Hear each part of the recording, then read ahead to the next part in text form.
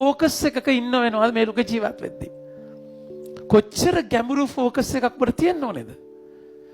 මගේ ආදරේ මන්ද ඒක නිසා සාතන් නපුරා නිරන්තර සටනක්. පර්සනලි ඒ කියන්නේ උගේ කන්සර්න් එක ඔබ. කන්සර්න් එක ඔබ. ඒතර ඔබ හිතනවා ඔබට පරීක්ෂා වැඩි කියලා. සතුටු වෙන්න ප්‍රේමාන්තේ. ඒ කියන්නේ ඔබ වැඩෙක්. පරීක්ෂා වැඩි නම් ඔබ වැඩෙක්. කියන්නේ ජේසුස්ගේ වැඩේ කරන්න ඉන්න වැඩන්ට තමයි වැඩියෙන් ගහන්නේ. අර උට කිසිම ගතියක් නැහැ. ඔය ඉන්න පතෝල මවලන්නේ මේ මම මේ කියන්නේ පතෝල හොඳ ගෑමක්. තේරෙනවද කියලා. ඒ කියන්නේ අර මොන්නත් දායි මලත් දායි පරීක්ෂාවකුත් නැහැ. හොඳකුත් නැහැ. හැබැයි සමහර චරිත ඉන්නවා වැටෙනවා කොටනවා නන්නතරනවා කියන්නේ හෙන්න ගින් යුද්ධයක ඉන්නේ. ඒ කියන්නේ ඔබ වැඩේ.